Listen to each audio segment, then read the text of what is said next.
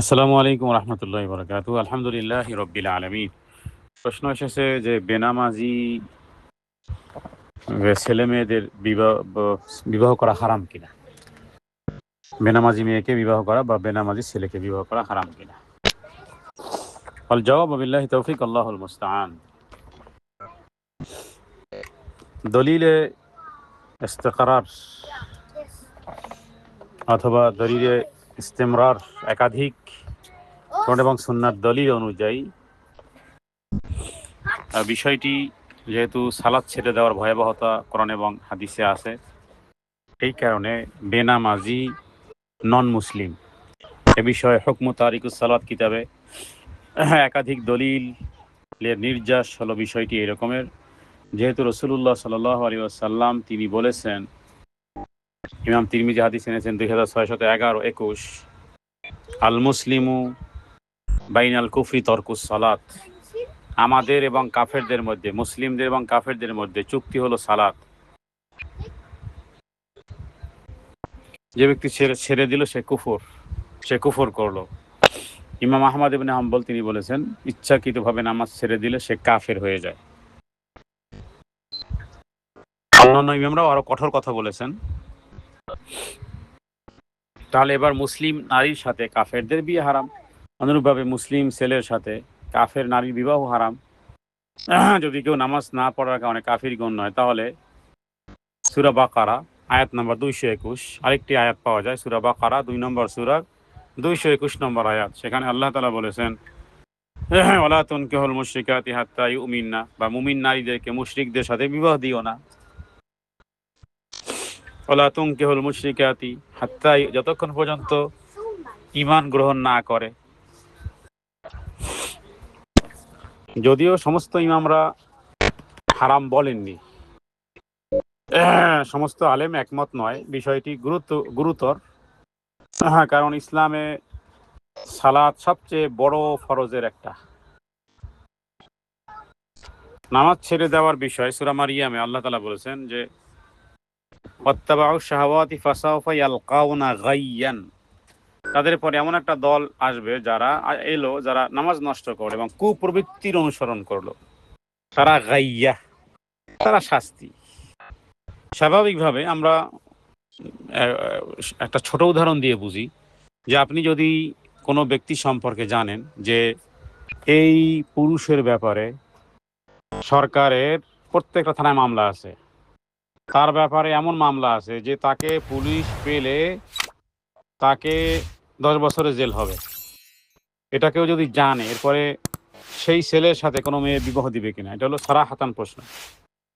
যে একজন ব্যক্তি, একটা ছেলে দেখতে শুনতে সুন্দর, কিন্তু জানা গেল যে এই লোক এই ছেলেটাকে পুলিশ খুঁজতেছে এবং 10-15 বছর জেল হয়ে আছে বা ভীষণ শাস্তি, তার সেই ছেলের সাথে কেউ মেয়ে বিবাহ দিবে? অনুরূপভাবে কোনো মেয়ে সম্পর্কে যদি জানা যায় যে এই মেয়েটা সরকারের দৃষ্টিতে ভয়ঙ্কর অপরাধী, পেলেই গ্রেফতার হবে আর এরপরেই আজীবন জেল হবে, তাহলে সেই নারীকে কেউ পুত্রবধূ হিসেবে কেউ গ্রহণ করবে? বিষয়টি কোরআনুল কারীমে সূরা মারিয়ামে 19 নম্বর সূরার 59 নম্বর আয়াতে আল্লাহ তাআলা বলেছেন, ওয়াত্তাবাউ শাহাওয়াতি ফাসাউফা ইয়ালকাউনা গাইয়া, তারা সালাতকে নষ্ট করেছে এবং কুপ্রবৃত্তির অনুসরণ করেছে, এরা জাহান্নামের গাইয়া, মানে শাস্তি লাভ করবে এরা। তাহলে মানুষ এবং কুফরের মধ্যে পার্থক্য কি? সেই মুসলিমের হাদিস 82 নম্বর হাদিস, মানুষের মধ্যে, মুসলিম এবং কাফেরের মধ্যে, আল মুসলিম বাইনাল কুফরি তরকুস সালাত, সালাত ছেড়ে দেওয়া। নবীজি বলেছেন, আমাদের মধ্যে এবং তাদের মধ্যে চুক্তি হলো সালাত। মুসলিম সালাত আদায় করে, কাফের সালাত আদায় করে না। সুতরাং মুসলিম নারীর সাথে যেমন অন্যের বিবাহ হারাম, অনুরূপভাবে মুসলিম নারীর সাথে কাফের বিবাহ হারাম। আল্লাহ তাআলা এই বিবাহ বন্ধন মুমিনদের জন্য, মুসলিমদের জন্য। মুসলিম কিভাবে হয়? সালাত অনাদায় করলে কি মুসলিম থাকে? তাহলে যেই ছেলে নামাজ পড়বে না তাকে কাফের ধরা হবে, যেই নারী সালাত আদায় করবে না তাকে কাফের ধরা হবে। তাহলে মুসলিম মেয়ের সাথে ওই কাফের কিভাবে বিবাহ জায়েজ হয়? হারাম। সাথে সালাত আদায় না করলে কাফের, তার সাথে বিবাহ হারাম, এটা হলো একটা মত। দ্বিতীয় মত হলো যে সে ফাসিক, বড় গুনাহগার, কাফের নয় কিন্তু বিয়ের মতন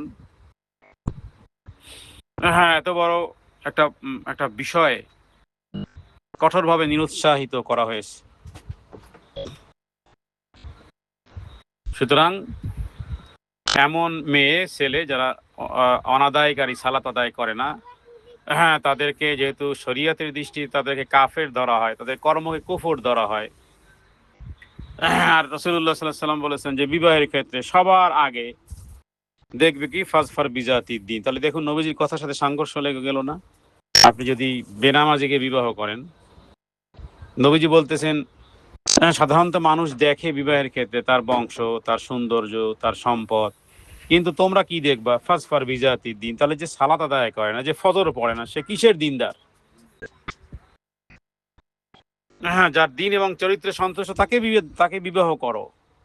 সুতরাং ঘাটে ঘাটে বহু কোন এবং হাদিসের সাথে সংঘর্ষ লেগে আছে বেনামাজির সাথে। বেনামাজি সে, তার কোনো রব নেই, তার কোনো মালিক নেই। বেনামাজি সে জাহান্নামে যাবে। স্পষ্ট কোরআনুল কারীমে আল্লাহ বলেছেন মা লাকুম মা সালাকাকুম ফি সাকার, কেন তোমরা জাহান্নামে আসবে? তারা বলবে ক্বালু, তারা বলবে লাম নাকু মিনাল মুসাল্লিন, আমরা সালাত আদায় করি নাই।